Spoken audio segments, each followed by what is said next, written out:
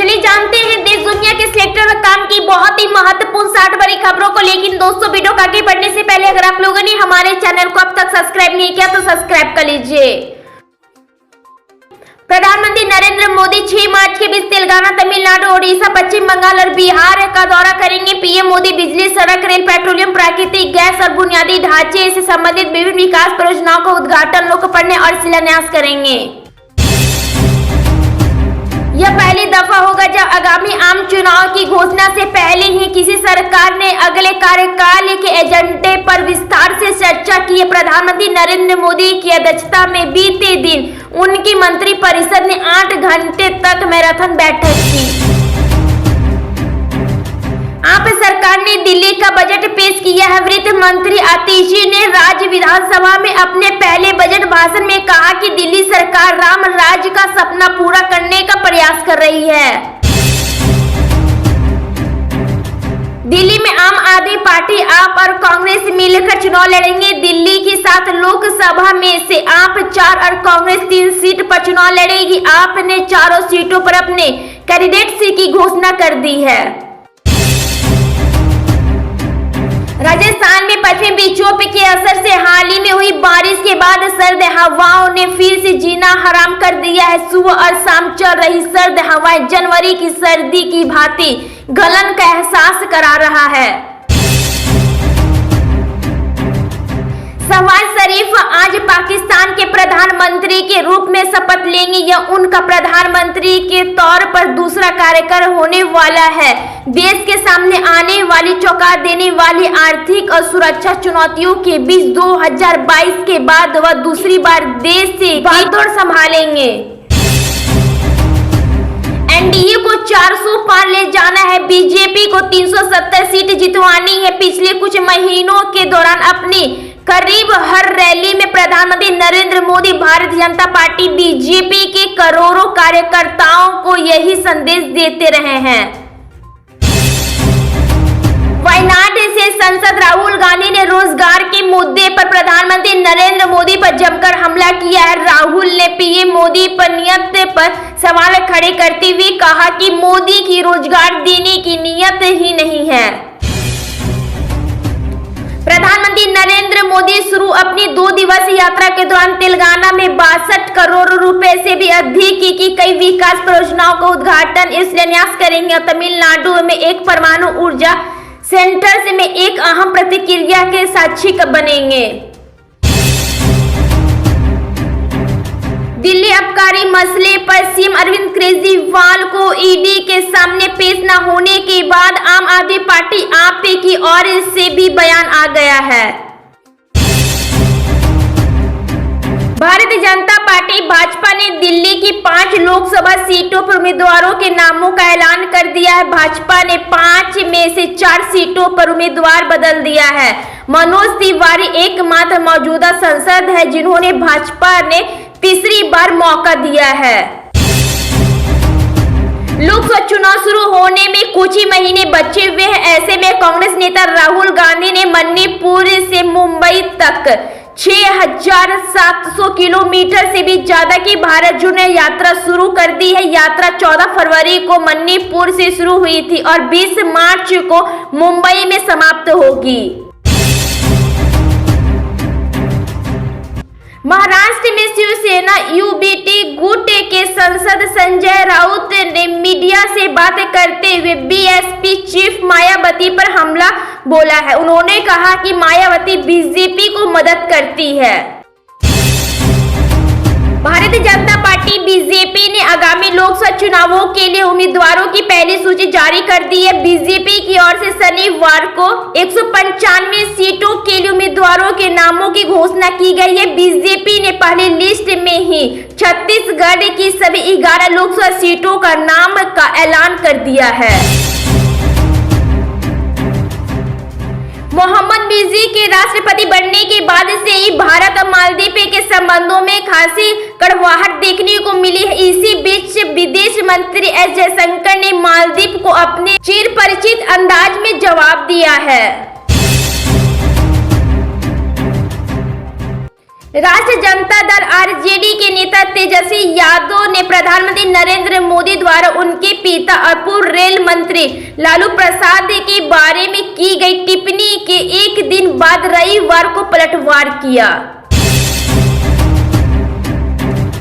ED Delhi के मुख्यमंत्री अरविंद केजरीवाल को समन पर समन भेजे जा रही है, लेकिन केजरीवाल लगातार ईडी के समन को नजरअंदाज करते आ रहे हैं। एक बार फिर से केजरीवाल ने ईडी के समन को अनदेखा किया है। लोकसभा चुनाव को लेकर सियासी हलचल इस समय चरम पर है और 2 हफ्ते के अंदर कभी भी चुनावों की तारीख का ऐलान हो सकता है। इससे पहले प्रधानमंत्री नरेंद्र मोदी आज से तेलंगाना, तमिलनाडु, ओडिशा, बंगाल और बिहार की 3 दिवसीय यात्रा शुरू करने जा रहे हैं।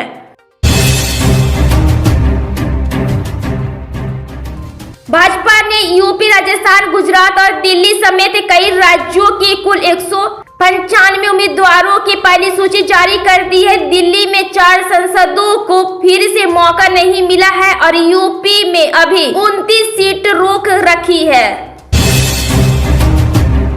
भाजपा ने यूपी, राजस्थान, गुजरात और दिल्ली समेत कई राज्यों के 195 उम्मीदवारों की पहली सूची जारी कर दी है। दिल्ली में 4 सांसदों को फिर से मौका नहीं मिला है और यूपी में अभी 29 सीटें रोक कर रखी गई है। भारतीय जनता पार्टी के नेताओं द्वारा राजनीतिक छोड़ने या टिकट ऐलान होने के बाद चुनाव न लड़ने की घोषणा पर समाजवादी पार्टी के नेता अखिलेश यादव ने तंज कसा है। पाकिस्तान में 8 फरवरी को हुई आम चुनाव के बाद लगभग महीने भर की राजनीतिक अस्थिरता के बीच शहबाज शरीफ को दूसरी बार प्रधानमंत्री पद की शपथ लेने जा रहे हैं। उन्हें राष्ट्रपति आरिफ अलवी पद की शपथ दिलाएंगे। चंडीगढ़ में सीनियर डिप्टी मेयर और डिप्टी मेयर के लिए इलेक्शन शुरू हो गया है। बीजेपी की तरफ से सीनियर डिप्टी मेयर के लिए कुलजीत संघू और इंडिया गठबंधन की तरफ से गुरप्रीत गाभी को मैदान पर उतारा गया है। दिल्ली अब की बार नीति मामले में ईडी के समन को सीएम अरविंद केजरीवाल ने फिर गैर कानूनी करार दिया है। इस बार उन्होंने इतना जरूर है कि वे ईडी के सवालों का जवाब देंगे। बिहार में एनडीए सरकार का गठन हुआ अभी 1 माह का ही समय गुजरा है कि भाजपा के दिग्गज नेताओं का दौरा शुरू हो चुका है। केंद्रीय गृह एवं सहकारिता मंत्री अमित शाह 9 मार्च को पटना जिले के पालीगंज आएंगे। राहुल गांधी की अगुवाई में भारत जोड़ो न्याय यात्रा मध्य प्रदेश पहुंच चुके हैं। कांग्रेस नेता जयराम रमेश ने पटना में आयोजित हुए जन विश्वास रैली का गुना में जिक्र किया। लोकसभा चुनाव 2024 के ऐलान से पहले ही PM Narendra Modi election campaign के मोड में है। अब वह एक और राउंड की शुरुआत करने वाले हैं। इसके तहत वह 9 दिनों में ही 11 राज्यों का दौरा करने वाले हैं। मंदिर संयुक्त अरब अमीरात के अबू धाबी में निर्मित यह धार्मिक स्थल आम जनता के लिए खुल गया है और आंकड़े बता रहे हैं कि पहले ही दिन में मंदिर में पहुंचने वाले श्रद्धालुओं की आंकड़ा 60,000 के आंकड़ों को पार कर गया है। सरकारी और पुराने प्राइवेट बैंक अपने कर्मचारियों के लिए लगभग 15% सैलरी ग्रोथ के लिए बातचीत कर रहे हैं। साथ ही वे बहुत जल्द 5 डेज वर्किंग वीक नियम लागू करने पर भी विचार कर रहे हैं। लोकसभा चुनाव को लेकर महाराष्ट्र में भी पार्टियों के बीच सीट शेयरिंग को लेकर हलचल तेज हो गई है। महाराष्ट्र में एनडीए महाराष्ट्र विकास आघाड़ी ही नहीं, महायुति में भी सीट शेयरिंग को लेकर मामला फंसता नजर आ रहा है। लोकसभा चुनाव 2024 को लेकर देश में गर्मजोशी का माहौल है। सत्ताधारी भाजपा से लेकर देश का पूरा विपक्ष चुनाव की तैयारियों में लगा है।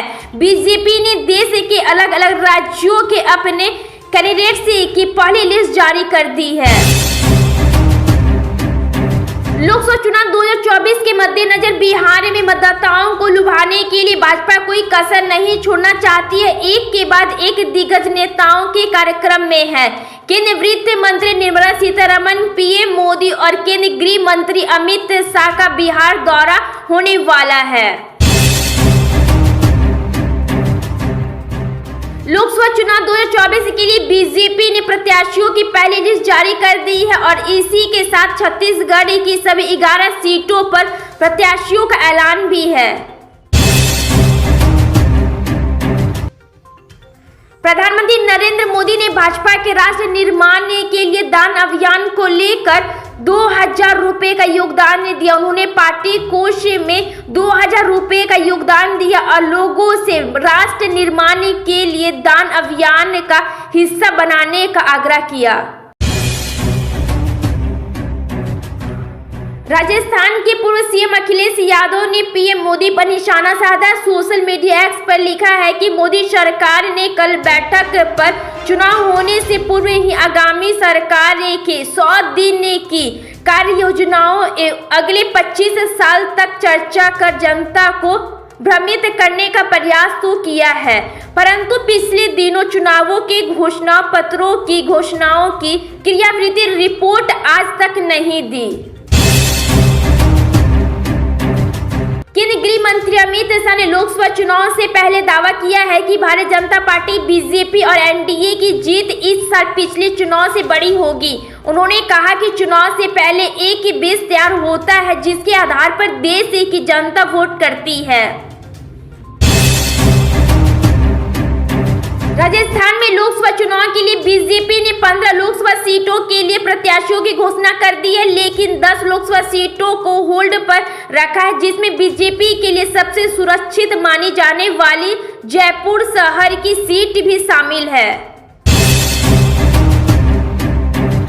भाजपा की तरफ से लोकसभा चुनाव के लिए 195 उम्मीदवारों की पहली सूची जारी किए जाने के बीच अमेरिका में रह रहे पार्टी समर्थकों ने प्रचार अभियान शुरू कर दिया है। भाजपा समर्थक लोकसभा की 400 से ज्यादा सीटें जीतने के लक्ष्य में योगदान देने व स्वयं सेवा का संकल्प लिया है।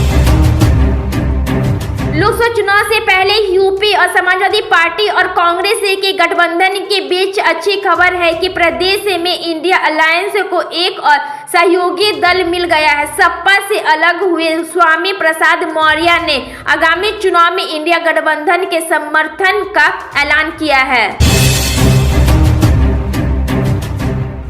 शिवसेना चीफ उद्धव ठाकरे ने भारतीय जनता पार्टी की पहली सूची जारी होने पर प्रतिक्रिया दी है। इस दौरान उन्होंने केंद्रीय मंत्री नीतीश गडकरी का नाम लिस्ट में नहीं होने पर जमकर नाराजगी जाहिर की है।